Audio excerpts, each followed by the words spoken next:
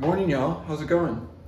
I'm here with another Tutorial Tuesday, and today's conversation is directed at people who are in the beginning stages of learning how to improvise in a jazz style and trying to figure out different ways of feeling a connection with the notes that they're playing.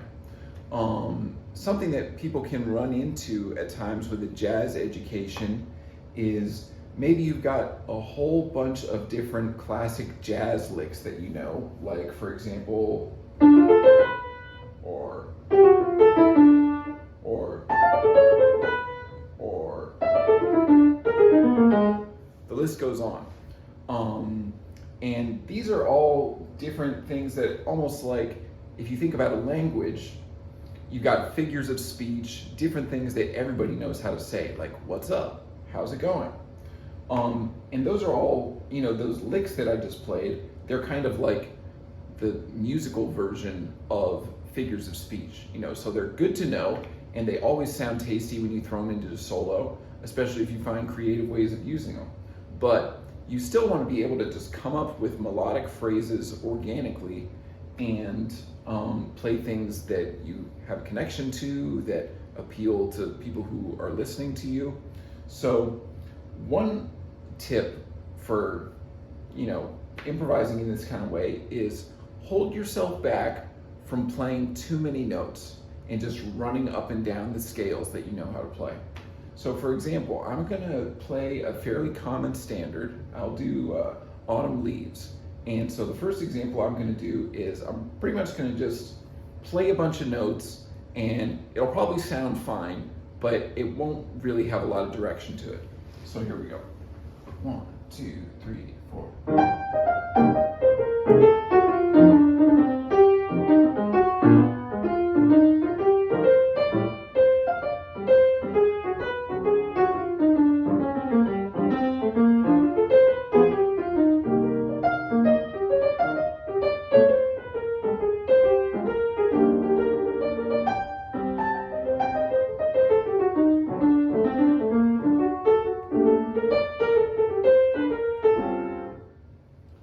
So, like I said, not the worst thing ever, but it was basically just like a run-on sentence of notes, and there wasn't any breaks in there. And especially when an audience is listening to your solo, you're probably going to lose them at a certain point where just their attention span of notes, it's like you're kind of just hitting them with all this information.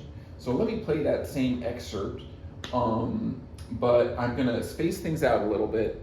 And I think we're, gonna see that the licks are just kind of sounding a little bit more connected. So, 1, 2, 3, 4.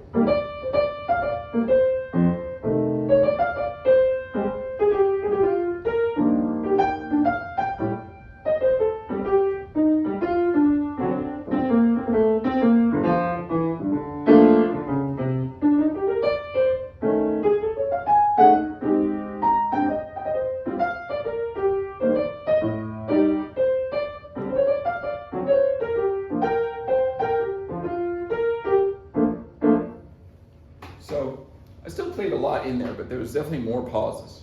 So let me space it out even more and see what effect that's got. 1, 2, 3, 4.